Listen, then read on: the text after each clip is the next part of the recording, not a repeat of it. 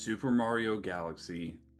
Fun, but messy. So yeah, Super Mario Galaxy came out. I went and saw it in theaters. I was looking forward to this film because I really enjoyed the first one a lot more than I thought I was going to.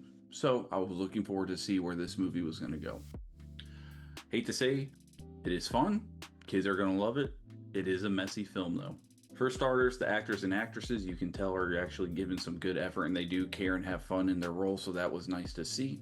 However, the plot lines in this movie are very messy. It's not a tight-knit movie, but what do you expect when you're going into a kids' film? So to start off, our plot revolves around us going to a planet, and Princess Rosalina is reading basically a bedtime story to a bunch of adorable little stars in the film.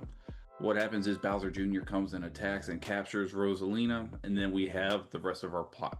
It's a simple plot. Princess Peach is actually the main protagonist in this film, and Mario and Luigi actually kind of take a back seat. It's kind of cool. They did something a little bit different with this film. They were giving us a backstory of Peach and Princess Rosalina. Apparently, they have star power within them from birth. So I thought that was kind of cool. We've never really seen Peach's backstory before, so I did enjoy that aspect of the film. Focus as much on Peach as you think it would for who the movie is mostly centered around. Mario and Luigi kind of do their own thing over here. Peach is doing her over thing over here for a little bit, and then we have Princess Rosalina being captured by Bowser Jr. We have some storylines with Bowser, Mario, and Luigi, and it just kind of goes all over the place. It's just not tight knit. And with that, this movie really emphasized a lot of cameos and Easter eggs. Sure, it gets the kids excited, brings up nostalgia because you're like, oh, I remember that character, I remember that character, but it was a little too much. And a lot of them didn't help progress the plot at all. And one of the biggest ones is actually Yoshi. Yoshi's awesome, cool character, but literally just thrown in this movie to be in the movie. Yoshi doesn't have a single spot in this movie where Yoshi helps progress the plot or helps in any meaningful way. Now, things I did really like about the film, some of the Easter eggs were really cool. Some of the cameos are very cool. We'll talk about one here shortly that I didn't know, and thankfully it didn't have spoiled for me. Another thing that I did really like is the soundtrack that they do with these movies. So the score for the movies, what I really like is they take themes from old Mario games from in the past, like the underground levels, you know, your little do do do do do do. And what they do is they weave in modern music throughout them and kind of make it a more modern version of it. That is sprinkled in throughout the film, and I think it's very cool. It's really well done, and it's just a nice little callback to some of the older games. One cameo that I was not expecting, and like I said, thankfully I did not go out on social media and have it spoiled for me, is the appearance of Fox McCloud. So in my previous review for Super Mario, I had stated that I wanted Nintendo to go and explore other IPs and make films about it, and I actually said wanted Star Fox and the Fox McCloud, you know, cast of characters to have their own movie. I want Metroid, Legend of Zelda, and it looks like we might be getting some of that. So I did find that very cool. Even though Fox really isn't important to the plot, it's a cool way for them to kind of cross over universes, maybe setting up a Super Smash Brothers style movie down the line. Who knows? But you know, Fox is in the movie. He's just our cool, like he's our pilot, helping Peach, Mario, and Luigi get to where they need to go to help save Princess Rosalina from Bowser and Bowser Jr. Upon leaving theater and really thinking about it, I did have fun with this film. I will say I liked the first one better. I think the first one is a better film, and I don't really know how to explain it with Super Mario Galaxy.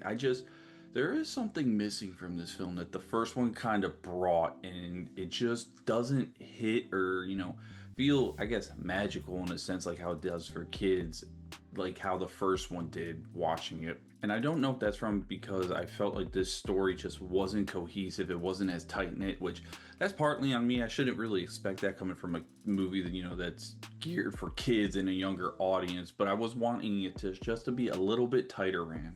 One big issue that I do have with this movie, even though it's a kids movie, the jokes really don't hit. So when I went to go see this, I forgot that it was the spring break for elementary schools around where I live. I went for a 10 a.m. showing. I was expecting me to be the only person in theater. That was not what happened. I had a packed theater with kids and their families and their parents with them. It was kind of cool to see. It was nice to see, you know, families still bringing their kids to the movie theaters, and it was cool to see all these kids who love the Mario, Yoshi, and, you know, they still game and play Nintendo properties. You know, I saw kids there with Mario blankets, Mario plushies, Yoshi plushies, all sorts of different characters from this universe, and you know, they were there excited to go see, you know, one of their favorite characters. Thought that was cool.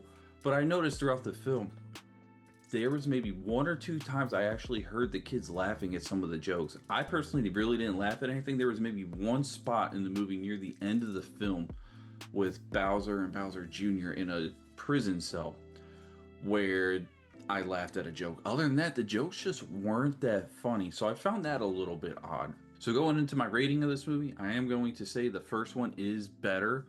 Kids are going to love this movie. So if you want to go take your kids to go do something over the weekend, this is a fun film for them to go watch. They'll have fun with it. But going back and thinking about it, yeah, it's a messy film. At first, I really liked it when I left the theater. Like, my initial reaction was, you know what, I had a lot of fun watching that. But the more I thought about it, I was like, yeah, it's kind of messy. The plot is just kind of thrown together, and there's a lot of screen time taken up by, hey, remember this? Hey, remember this? Like, member berries being thrown at you.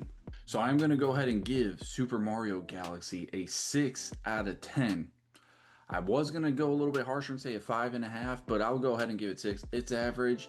It's a good film for families to watch if you want to go watch a film with your kids, you know, just kind of recollect your memories if you ever were a Nintendo child and ever played, you know, Super Mario, any of the Yoshi games, anything of that. But I will say the animation in this movie is beautiful. Just like the first one, if not better, they have really perfected the animation with these movies, and it is wonderful to see and seeing all the colors on screen and just seeing the art that goes into animating movies. Really enjoyed it. They did a great job with that. Thank you everybody for tuning in to another episode of Coda's Cove. Hey, if you like the content, leave a like, subscribe. Most importantly, be a friend, tell a friend, come on down to the Cove because the water's fine.